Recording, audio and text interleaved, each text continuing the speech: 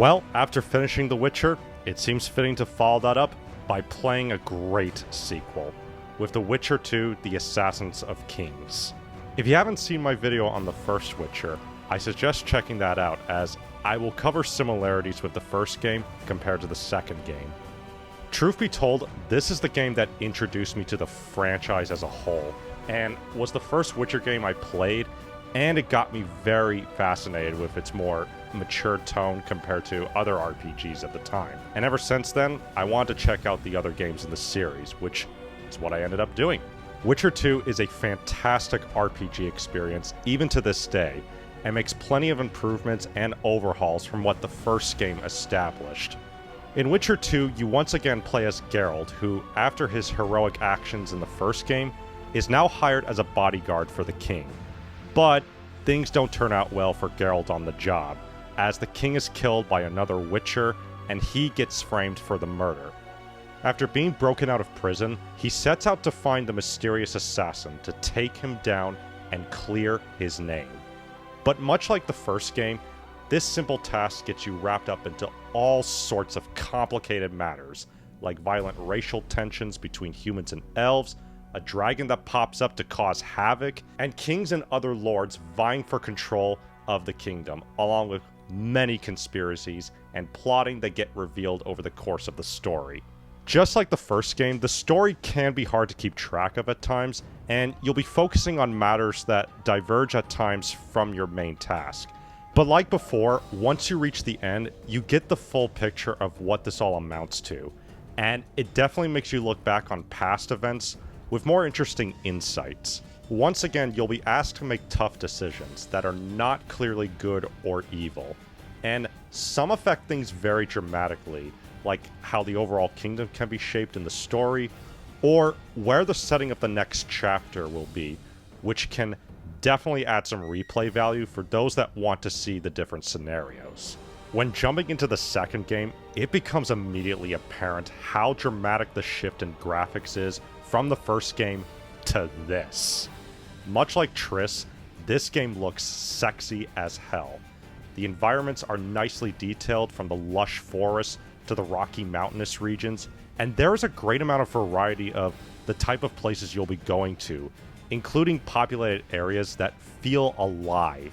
The clothing and armor that people wear is intricately put together. The animations have also improved from the first game, where the characters move and fight more like real people and less like an automated character model like in the first game. And the cinematics also got an impressive upgrade, with it having a more movie-like quality.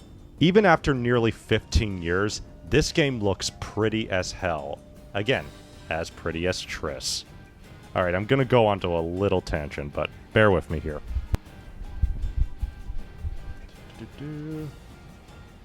This is her, this is her, this is her. I mean, how can you go wrong with Triss? Anyway, back to the review. You know, I'm gonna keep this up. She's worth it. Now, a lot of the fundamentals from the first game remain, with the combat, the preparation process, the minigames, the Witcher contract missions, where you hunt monsters, along with many of the main missions and the side quests you can partake in.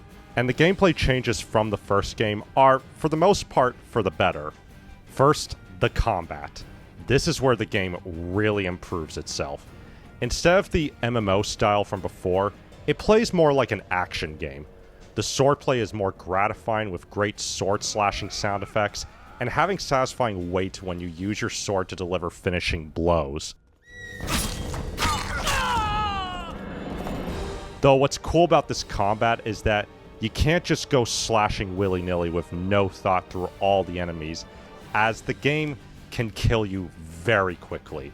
Preparation and strategy are the keys to a very successful fight in The Witcher 2. Whether you use your magic sign abilities or traps for different situations, reading books to find a monster's weakness, or drinking potions to give you an edge in combat. All of this really makes the combat in The Witcher 2 both satisfying to play, while also stimulating your tactical thinking. And when fighting both humans and different varieties of monsters that have different ways to take them down quickly, these encounters never get stale. though it's not perfect. The auto-targeting can be very wonky by flinging you into enemies you didn't mean to, and the potion drinking being arbitrarily restricted to outside of combat, which can be annoying if you don't know a fight is coming and you're not prepared for it. Also, be prepared to use the quick save, since the autosave can be spacious at times. The other improvement to the game is the inventory. Whereas before, it had some unnecessary restrictions with only being allowed to carry weapons in their weapon slots, this time you can carry anything you want in your inventory, as long as you have enough weight. It makes it more feasible to sell your weapons or any other items. Crafting your own armor, along with the various weapons and various tools and potions, while finding the ingredients possible to do it, is very gratifying and involved. The minigames like dice poker and fist fighting return, though fist fighting is still pretty easy if you're adept at QuickTime events. There was one new minigame that was added with arm wrestling, which was pretty fun to partake in. In the end, they're nice little distractions to take a break from the main and side quests. The side quests are, for the most part, well fleshed out, with engaging little stories with some involving an insane asylum full of ghosts, a drunken troll, and determining the guilt or innocence of a succubus. Not all of these side quests are straightforward, as there are certain paths in a quest that you only find out about by doing more thorough investigations on your own. And one of the side missions I wasn't aware of had that path, and it made me want to go back and play it again to find that alternate path. Backtracking is still a thing that happens in this game, which can be a bit annoying, though it's not as bad as the first game, since the environments are not quite as large. Going back and replaying Witcher 2, it was seriously impressive how much this game holds up. After all this time, from the amazing presentation, the satisfying combat system, and once again, a nicely intricate plot that gets more interesting on a second playthrough. It's a great RPG experience and a great sequel that manages to surpass what came before. If you love RPGs, this is a must-buy, and for newcomers, be prepared for quite the challenge. Well, next is The Witcher 3, and this one's going to be a long game, not to mention the expansion, which I haven't even played yet, or expansions. I mean, it's going to be quite the undertaking, so can't promise it'll be there soon, but I'll try to get it out as quick as I can. But until then, see you next time.